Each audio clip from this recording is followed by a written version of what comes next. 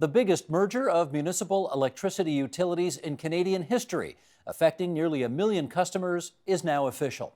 The new company puts together 4 local electricity distributors and will be responsible for providing a quarter of all the province's electricity consumption and getting it reliably to homes all over southern Ontario. The new company has been renamed Alectra, and its president and CEO, Brian Bentz, joins us now for more. It's good to meet you. Good to meet you. Thanks for coming in to TVO. Let's just do some of the basics here. If we could bring this up, please. Alectra merges 3 local distribution companies, that's LDCs, EnerSource, Horizon Utilities, and PowerStream, and then that group is buying Hydro One Brampton, so 4 companies altogether. It will operate in 15 communities, and here's a bit of a list: Alliston, Aurora, Barrie, Beaton, Brampton, Bradford, Hamilton, Markham, Mississauga, Penetanguishene, Richmond Hill, St. Catharines, Thornton, Tottenham, and Vaughan. That's almost, add it all up, 1 million customers. It will become the second biggest municipally owned electric utility in North America, Los Angeles being number 1, and economies of scale should eventually save consumers $40 a year down the road. Okay, let's get into this, Brian. The name Alectra, where'd that come from? Well, as a result of an extensive search that we did as an organization over the past year, and we wanted a name that was denoted energy. And actually the name means in Greek illuminance, or brilliance, or brightness. And we thought that fit really well. Why does it make sense to bring these 4 disparate companies all under one roof? The energy sector is changing. It's undergoing significant transformational change. Utilities need to reposition themselves. They need to find scale in order to drive economies, to lower rates for consumers. They also need to reposition themselves to ensure that in this time of changing energy landscape, we are innovative. We have the scale to innovate. We can specialize. We're a partner for larger entities in the new delivery system for power. And so it was very consistent, actually, with the recommendations of the Premier's Advisory Council on Government Assets, the Clark Report. Okay, lots to pick apart there, yes. So let me start to get into that. In terms of the customers, we hear all the time that, economies of scale will give us savings, and I don't have to tell you how cynical and skeptical people are about the electricity sector right now. So, how sure are you really that down the road people are going to see savings? We're very confident. We did a lot of work in our business case right up front. We spent a lot of time on this. We have utilities who are incumbent utilities in this organization that have delivered savings for customers before. And we know that we can achieve approximately 15 to 17% reduction in consolidated operating costs, which flow through to shareholders in the form of higher dividends, in this case almost $500 million, and flow through to consumers in the form of rate relief, in this case almost $1 billion, 2 to 1 in favor of consumers versus our municipal shareholders. But the money from the municipal shareholders will be reinvested back into the communities we serve. And let's just clarify, when you say municipal shareholders, this is a publicly owned company still. This is not a privately held company. This is a publicly owned company, other than 3% is held by Borealis Corporation, which is the OMERS pension fund. Gotcha. Can you give us, again, going back to that answer you gave a moment ago, you said a bigger company with more scale will have better opportunities to innovate. Right. People watching us right now may not understand what innovation in the electricity sector looks like. Mm-hmm. So give us a sense about what that will enable you to do that you couldn't before as 4 companies.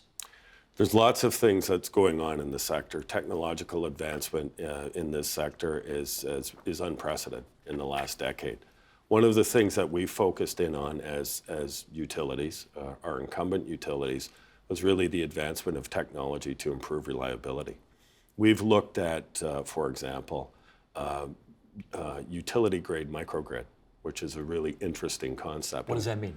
It means that you take a very large battery and you put it into a pole line, a feeder, that feeds a remote community.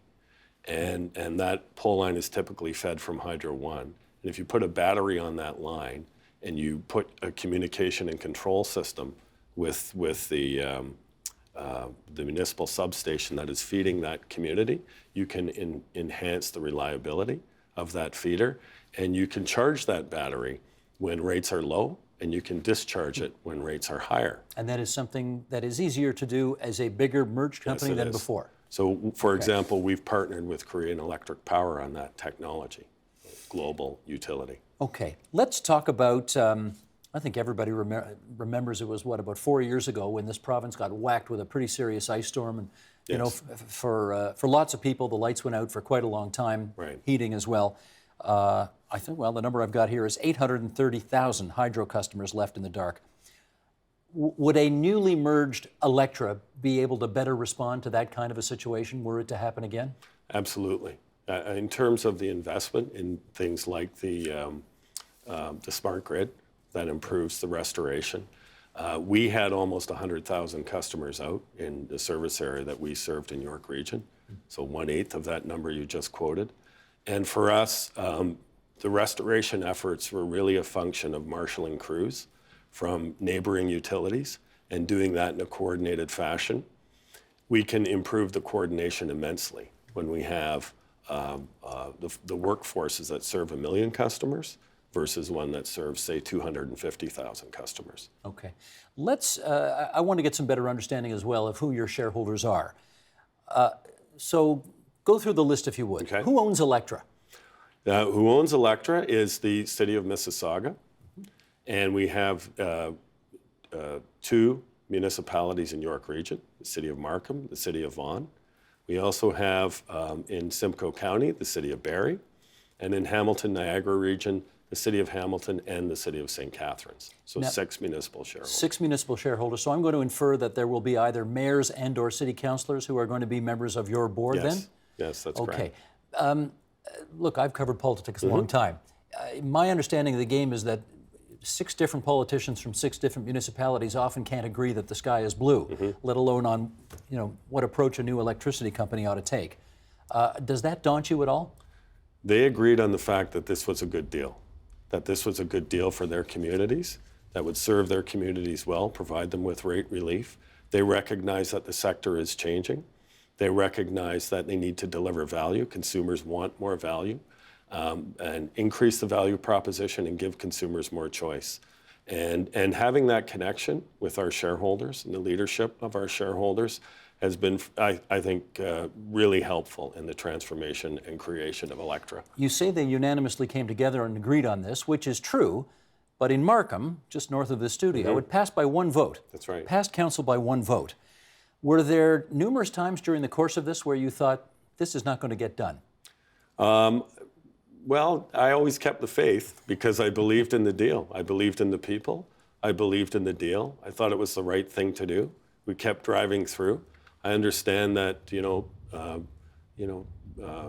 there's an accountability to the communities we serve. They have to ask the right questions. I think in our case, they're very satisfied with the utility that they had. But in the end, it worked out, I think, the right way. Well, here's what the Deputy Mayor of Markham, Jack Heath, said back in the day. He said, from what I have learned, this is a huge and confusing deal, and I don't think it brings enough benefit for the citizens of Markham. Now, admittedly, he said that more than a year ago. Right. Have you been able to convince him of the error of his ways since then? I'm going to continue to convince him that this was the right deal. So he's not there yet? Well, he's on his way. He's on his way.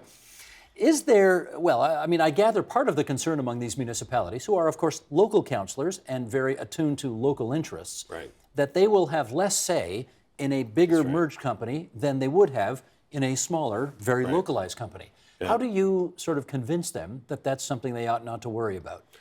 I think part of the business model that we're trying to develop is one that, even though we have scale and we want to drive innovation and specialization and all of those things, we don't want to lose our community roots. It's really important that we stay focused and really be part of the communities we serve. So maintaining that connection with the municipal councils and the local communities is going to be something I'm going to be very much focused on in the coming years.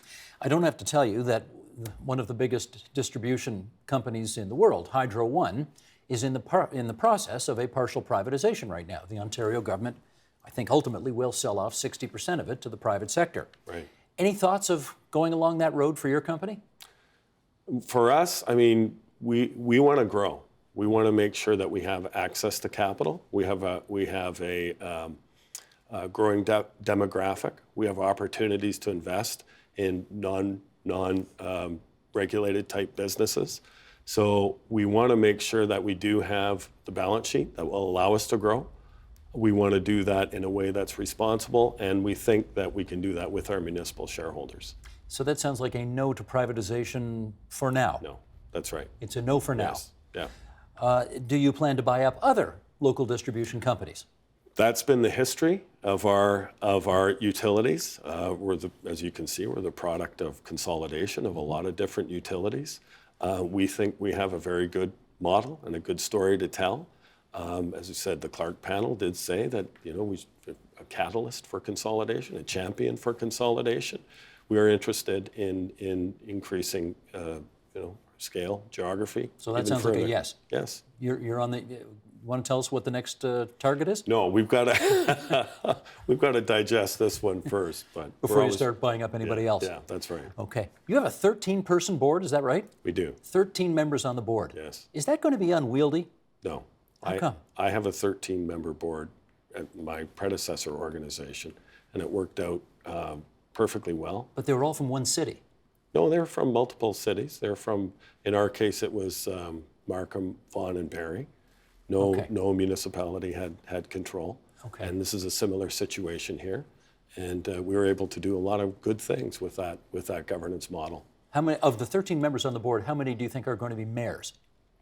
The shareholders agreement allows for up to 6. Up to 6. Yeah, with a majority independent board. Mayors are pretty busy. Do you think they'll be able to have the adequate focus on this company? I think these mayors are very dedicated to this organization.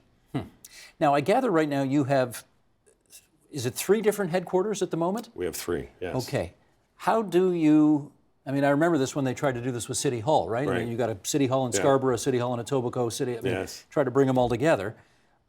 What happens to the former headquarters of all those local companies now that they're all merged into one company? We're going to have a head office in the city of Mississauga, and the LDC operations will be headquartered in Hamilton. And then our whole innovation and sustainability arm will be in the city of Vaughan. So different missions for different headquarters. That's right. Okay. Exactly. What do you worry about that could go wrong at this point? The biggest thing for us is when you're bringing organizations of this size together, you have to get the culture right. You have to get people understanding what the business model is, what the goal of the organization is, and how they fit into that.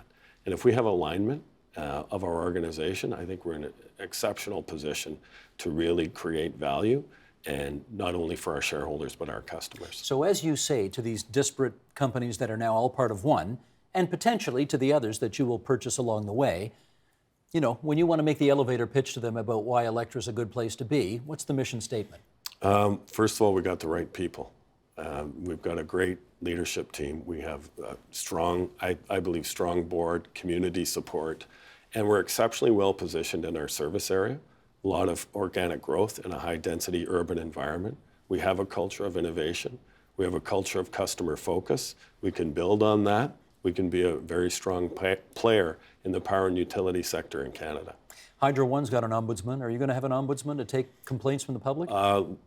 We likely will. We haven't crossed that bridge yet, but it's something we'll definitely look at. You're still fairly new, aren't you? Technically, you're not even there yet, right? You're still a few days away from acquiring Brampton One. That's right. Yeah. Yeah, the end of this month. End of February. Yes. This all finally happens. That's right. Are you a little bit scared? I approach it with cautious trepidation, but a lot of optimism. Good enough. Yes. Brian Bentz, President, CEO, Alectra. Good of you to visit us at TVO tonight. Thanks so much. Thanks so much, Steve. Help TVO create a better world through the power of learning. Visit TVO.org and make a tax-deductible donation today.